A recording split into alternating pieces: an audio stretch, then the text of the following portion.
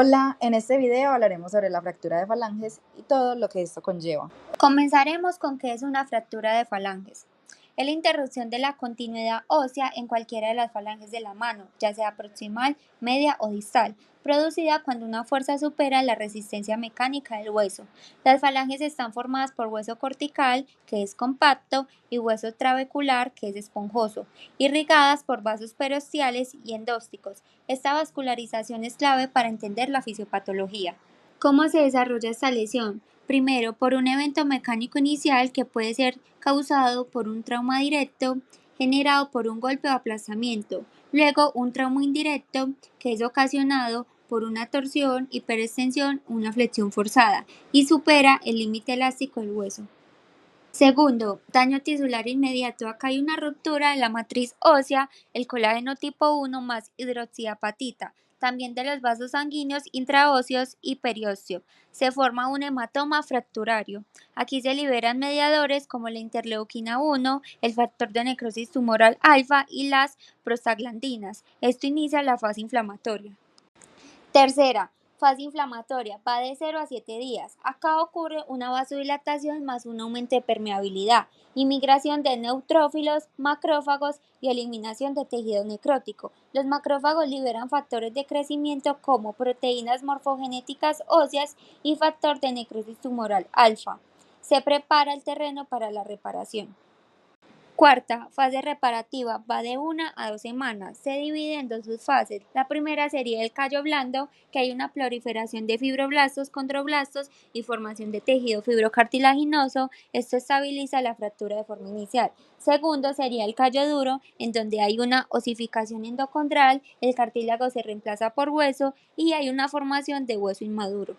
Quinta, fase de remodelación. Esta fase dura de semana a meses. Acá el hueso inmaduro se reorganiza en un hueso laminar en donde actúan osteoclastos, que son los que reabsorben, y osteoblastos, que forman hueso nuevo. Se restaura la forma y resistencia de líneas de carga según la ley de Wolff.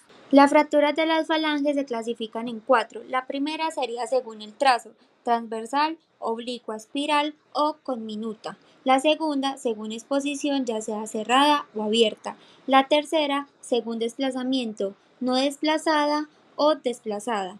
Cuarta y última, según localización, falange proximal, media o distal. Ahora hablaremos de los criterios de diagnóstico. Empezaremos por la falange proximal. Sus síntomas son el dolor localizado o la algia digital postraumática, la impotencia funcional del dedo afectado y la sensación de inestabilidad segmentaria. También encontramos signos como por ejemplo el edema periarticular y de partes blandas, la equimosis subcutánea, la deformidad angular que puede ser hacia varo o hacia valgo, la malrotación digital que es el signo de la cascada, y este es muy importante porque aparece en este tipo de fracturas el acortamiento de segmento óseo, el dolor a la palpación selectiva o hiperalgesia localizada y la limitación del rango de movimiento activo y pasivo. Hablando de la falange medial, encontramos sus síntomas, los cuales son la algia localizada interfalángica, la rigidez articular, principalmente la articulación interfalángica proximal, es muy importante, y la disminución de la movilidad activa. Y en sus signos encontramos el edema localizado, la equimosis, el dolor a la palpación ósea, la limitación del rango de movimiento en la flexión y extensión, la sensibilidad aumentada o hiperestesia local, una posible deformidad leve y un compromiso funcional de la articulación interfalángica proximal o la interfalángica distal. En cuanto a la falange distal, encontramos síntomas como la algia intensa distal o una hiperalgesia en el pulpejo, un dolor a la presión ungueal y una hipersensibilidad distal. En los signos encontramos uno que es muy característico, que sería el hematoma subungueal. También encontramos un edema distal, una lesión en el lecho ungueal o una onicolisis o laceración. Una posible herida abierta, como una fractura expuesta, dolor a la palpación, limitación funcional distal o un posible compromiso de la articulación interfalángica distal. Ahora, hablando de los exámenes diagnósticos, tenemos los exámenes de laboratorio. No existe una prueba de laboratorio que confirme una fractura, pues el gol estándar es la radiografía. Sin embargo, estas 5 pruebas nos ayudan a evaluar cómo está esa respuesta inflamatoria y cómo es el perfil en general óseo de ese segmento. Encontramos el hemograma completo, la proteína C reactiva, la velocidad de sedimentación globular, el perfil metabólico óseo y el cultivo en fracturas abiertas. También encontramos los exámenes radiológicos. tenemos, por ejemplo, una proyección AP o anteroposterior, que básicamente es una vista frontal y nos va a permitir ver una alineación, un desplazamiento lateral y ciertas fracturas evidentes. También tenemos la proyección lateral, la cual es clave y básicamente es una vista de perfil, lo que nos va a permitir identificar desplazamientos anteroposteriores, angulaciones o superposiciones óseas. Tenemos muchas fracturas que solamente se van a ver aquí, como por ejemplo las fracturas con desplazamiento anteroposterior, la fractura con angulación dorsal o volar. También tenemos las fracturas interarticulares, especialmente en la articulación interfalángica proximal e interfalángica distal, las fracturas del falange distal tipo TOF y las subluxaciones o luxaciones asociadas.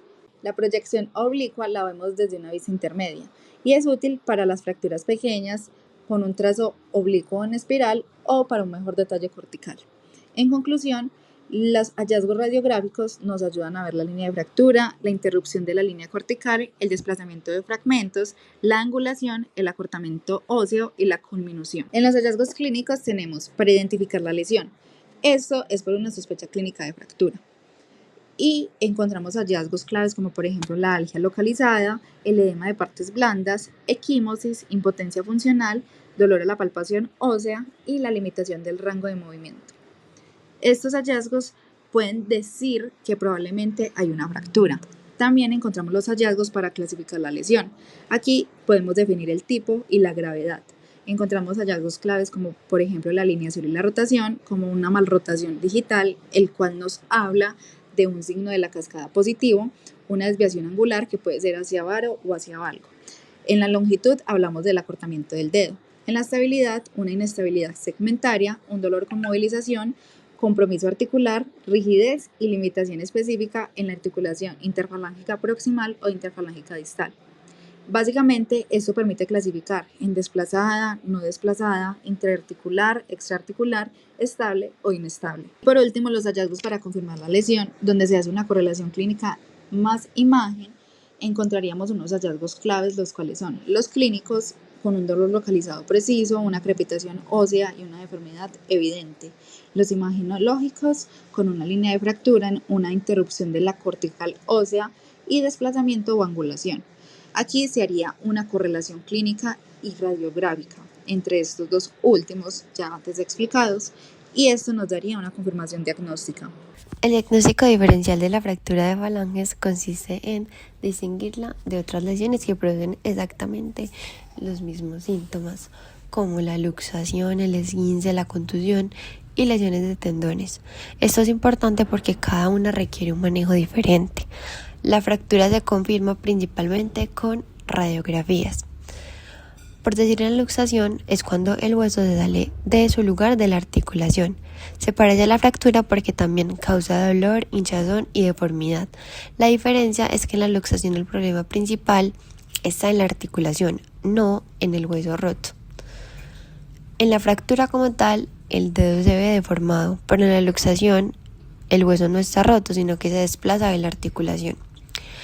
En el esguince es una lesión de los ligamentos, que son las estructuras que sostienen la articulación, que también a su vez pueden producir dolor e inflamación, pero generalmente no hay ruptura como tal del hueso. O sea, no se afecta, el hueso está intacto, pero el problema está en los ligamentos. En la contusión, es un golpe fuerte en el dedo que puede causar dolor, moretón e hinchazón, pero no necesariamente una fractura. Normalmente no hay deformidades ni lesión ósea en la radiografía. En la lesión de tendones, sabemos que los tendones son los que permiten mover el dedo. Si se lesiona, el dedo puede no doblarse o no estirarse bien. Se diferencia porque el problema principal no es en el hueso, sino en el movimiento del dedo. Y lo podemos entender mejor así: fractura, el hueso está roto; luxación, el hueso se salió de su lugar; esguince, se lesionan los ligamentos; contusión, no solo es, solo es como un golpe fuerte; y tendón lesionado es que el dedo no se mueve bien. Hacer una evaluación inicial donde se hace la inspección buscando deformidad, edema, hematoma, heridas para descartar una herida abierta, dolor y movilidad, sensibilidad, llenado capilar y pulso distales. Continuamos con una confirmación diagnóstica como radiografías, al menos en dos proyecciones, anteroposterior y lateral, para determinar el tipo de fractura, si es transversal o oblicua o con minuta, desplazamiento o compromiso articular.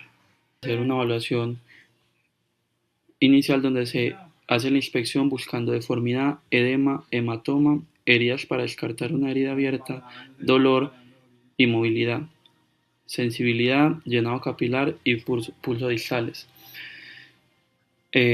Continuamos con en el paso 3 se busca ver si hay desplazamiento, entonces haríamos una reducción cerrada manual sin cirugía, bajo analgesia o anestesia local.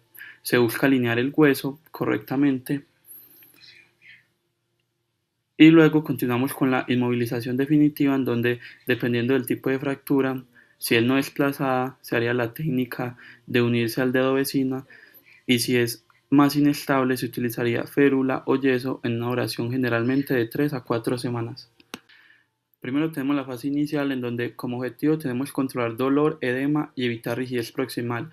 En las intervenciones tenemos la educación de la proyección de dedos para evitar cargas y golpes, control del edema a través de la elevación y movimientos activos de articulaciones libres como lo son la muñeca y los dedos, movilidad directa de flexoextensión de dedos no lesionados, analgesia física con crioterapia.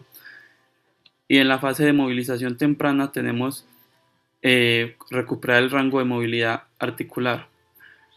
Esta haciendo movilizaciones activas asistidas, ejercicios de desplazamientos tendinosos, movilizaciones articulares suaves. Continuando con la fase de fortalecimiento, tenemos como objetivo recuperar la fuerza y la función.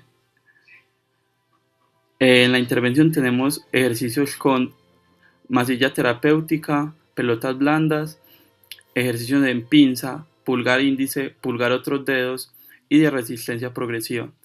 Y en la fase funcional tenemos como objetivo reintegrar actividades de la vida diaria. En intervención tenemos como actividades finas, escribir o agarrar objetos pequeños.